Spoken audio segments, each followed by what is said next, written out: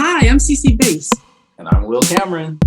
And welcome to the first ever Musicians Personal Development Podcast. So if you're a beginner musician to the advanced levels, or even if you're someone who's an aspiring musician and you struggle with confidence, you're constantly comparing yourself to others and saying things like, man, I suck, or I wish I could play like such and such, or maybe you're somebody who's just stagnant and are looking to elevate to the next level. Well, you're in the right place. So playing music is so much more than just about playing notes. It's about having confidence. It's about preparing. It's about the energy, the vibe, and everything, and connecting with others through the music. So every other week, Wil and I, for about 20 minutes, we're going to bring you actionable tips to help you on your journey to become your best musician self. So today's show, we're going to cover performance jitters. Yes. So Wil, what do you know about performance jitters? I know that performance jitters are real. So everybody has them. Even cool people who try to pretend that they don't have them. So it's something that most people struggle with. And it's not just a musical thing. It's everywhere. But if you think about it, so it's not like kind of like fear, but it's not. It's more like anxiety. And without getting too clinical, because we're not healthcare practitioners, but fear is one thing, anxiety is another. Fear is that flight or fight thing, where it's like a spider drops down or, something runs up to you or somebody walks up and says, boo, your body can't help it. You just naturally react and you want to run. Anxiety, which is tied to the jitters, is just the opposite. You freeze, you just stop. We've all seen it before. That curtain goes up or the big spotlight comes on and then the person is just sitting there frozen, So that's it. And I guess, to share a little story about my jitters is, man, when I was like a relatively new musician, my musical mentor was like my elementary school music teacher. He was a saxophone player. And I got later on in life, I had an opportunity to perform with him. It was for a nonprofit, and he was called in as like the professional talent, so to speak. So we're sitting there and I got my drum set up. I'm getting ready to do my thing. And Mr. Leggett was his name. Mr. Leggett walks in and we had all rehearsed and stuff. He comes in, he plays his couple of songs and then he leaves. And it's like when he walks up and he starts to play, I'm thinking like my ears started getting warm and stuff. It was like weird. It's like, why am I getting nervous? This guy loves me. I love him and stuff. And it was interesting. And at the end of the gig, I'm putting my stuff away. He comes up to the car. He says, yeah, I heard you back there. And I thought I had missed him. And he complimented me and stuff. And here I was thinking like, oh, he's going to be judgmental of me and all that other stuff. He was actually proud of me. So it was like a really great moment. But in my own head, I turned it into a disaster. Like, oh, he's not going to like me. I'm not going to be good enough. He's going to hear me make a mistake. And I know you've had situations like that too, right, CC? I mean, so.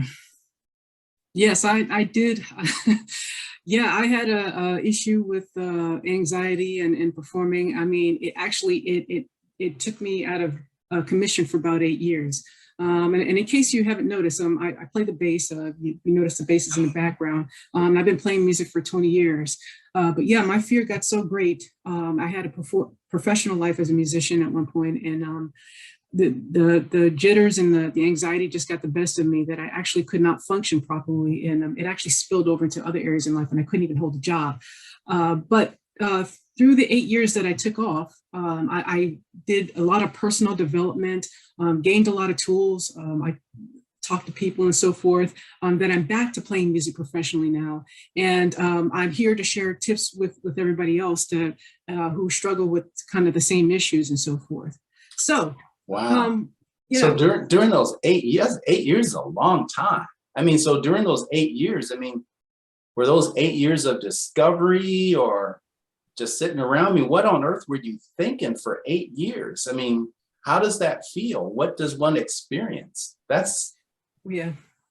Well, it was kind of bizarre because it was kind of that fear kind of escalated over time because it's not something I was actually dealing with. I was kind of stuffing under. And it got to the point that I just let it keep going on, that I became bitter with music. I didn't even want to see it. Didn't want to even hear the music I used to play. That's how bitter I was. Wow. And I didn't know what my problem was. I really didn't know what my problem was. Other than I would just get really nervous before every gig. And it would take about a few years of kind of researching and trying to figure out, just Googling, and I landed on a word called social phobia. And all of a sudden, everything just kind of opened up for me, because now I knew what it was. I could start addressing it and managing it. So, you know, I don't care what people say, you know, fear, getting over your fear, overcoming your fears. You really don't. You know, all humans have fear. It's just instinctive. That's just, you know, Yes. Humans are hardwired that way. Yes. But we can manage the fear. You know, we have tools, and that's what it's all about. And that's what personal development is about growing. And so I took those 8 years of growing and getting to know and chipping away with that. And once the dust settled of all that fear, then my love of music came back. And so now I'm back to playing. Yeah. Wow. And so, wow. So when you think about, so when people see this, I mean, they're listening to this now. So for the folks who are watching this, I mean, what are some of the things that so I know I could say that, you know, if I was going to tell them what things feel like, I mean, just tangible things that you could say, you know, I mean, we all experience it, but to start to make it tangible, you know, it's going to be different for different people. But usually, you know, some people have problems breathing. Some people, like, they get all sweaty and stuff. Some people forget stuff and get extremely clumsy. It's kind of gross. Some people have to vomit and then perform like champs after they vomit. I wouldn't want that one. Do you do it? You have any tics? You have any tics or things that you do or that you feel while it's going, when you know what's happening, when you're managing it, you know it's going to happen. You've identified it. So it's like, so, okay, it's the jitters. What am I doing here? Do you have certain things you feel? yeah, well, so I guess at the very basic level, is just take deep breaths. And I know people always say take deep breaths, but it does work. It can help with calming down the nerves a bit. And basically what you're doing is you're opening up your body, your physiology. So what I would do is I just put my shoulders back, and, you know, when I say put your shoulders back and lift your head up, you know, you're opening up your body's physiology, and your nerves start to calm down. So that is like if you're kind of in reactive mode. Yeah. But what I also like to do is practice being proactive with it and getting in front of it, and things that you could do every day to help you, so you don't even have to think about it. And you don't, Yes. and oftentimes I don't even get nervous before a gig, but I get excited and I'm ready to play. Right. So I'll share with you a few tips that I do. It's very simple. So my first one, number one, and write this down. I'm going to write it down too. Okay. All right. Number one, accept yourself. Now, so that may sound just like, okay, well, that's not really advice, but yes, it is. So let me just tell you, you know, when I say accept yourself, I'm talking about accept all your mistakes, accept your flaws, accept where you are on your journey. You know, you're not somebody else. You know, if you're I don't know, cello player, you're never going to be like Yo-Yo Ma. So you're gonna be you, right? So you want to put it in your looper, because as humans, we tend to forget. You know, today and right now at this very moment, I might feel the most confident, but we are so much surrounded by messages of fear and all kinds of stuff to make you feel like you want to crawl under a rock. So the thing is that we have to get bigger than that. And we need to keep saying positive affirmations and telling ourselves that we are Right. worth it and we can do it all. You're absolutely right. Absolutely right. And then, you know, and that's kind of like managing your own expectations of yourself. I mean, it's like, as crazy as it sounds, you know, you can't surprise yourself. You have to find the boundaries or limits of, like, you know you better than anybody knows you, right? But just Right. exercising that and accepting that. And just as important as accepting yourself, what about others? Tell us about that. So before we move on to the second piece, accepting yourself is put that in your looper. Say that every day, all day. So when you're making mistakes, you know, that's okay. I'm human. This is where I am in my journey, and I'm okay. So accepting yourself. So is number two, as you're accepting yourself, it is just as important that you accept others and where they are in their journey. It's not all about you. It's about them as well. And so I will tell you, I've had an example. I give you an example. The classic case is when I was in the Navy band, and I just got into my first band. This was years ago, and my professional career was just starting off, and I got put in a band with a bunch of really good musicians. And so it was kind of like this. They're up here and I'm right here. And I had to come up here in a very quick amount of time. So as you can imagine, that the musicians that I was playing with, they were very kind of impatient. Yes. And not being very forgiving at all. And it was a tough position to be in. Every day they were on my case, and I was nervous to go to work. I was nervous to play gigs. Everything just kind of exacerbated. Right. So long story short, I worked, got better, practice, and I did a lot of playing on the side to get myself up to where they were. And once I got there, guess what I did? I started treating others the same way. Mm. Wow. So, the kind of the moral of the story here, for one, it doesn't pay to be a jerk. So I'll say that. We want to treat people how we want to be treated, because when I was in a position of get my case getting jumped on, that didn't feel good. So imagine how somebody else feels. Where they are their journey. Let me give them the opportunity to do what they have to do. Right. And it's not that is so true. And sometimes, there are even smaller examples in that. So like we've all been to like we're jazz musicians, right? Mm-hmm. I went to a blues meetup a couple of days ago, and they're sort of like the jazz meetups, but as it relates to like accepting people, we got to think about where they are in their musical journey. And it's like, I don't want to name names, but there are times that you'll go to a meetup and you'll have those musicians there that are dead serious. It's like, this has got to be played this way. This is the authentic guitar part. It's got to be this lick. Hey, that was a flat 9. You should have done that. It's like people get really serious about this stuff, right? And then at that same gig, you got people there that have had a couple of beers, and this is just fun for them. They're not trying to be better. They're just there to have fun. And music to them is not their life. But there may be some diehard musicians there that are working on something because they're trying to perfect something to get around the anxiety and the jitters, right? So everybody's different. So we have to be open-minded enough to accept people where they are. And we've all been to those gigs where somebody's had a little bit too much to drink. It's like, oh, no, I can play that. And it's like, oh, no, you can't, you're drunk, right? But if that's where they are professionally, then that's where they are. And we're really about making people their best musician self, right? Absolutely. So anything that we can do to make people recognize that and these tips is going to help them on that road. So what else do we got? One more. Right. So thank you. I appreciate all those extra nuggets there that you dropped. So number 3 is find your own voice. So that's huge. That is huge. Right. Stop trying to be like everybody else, or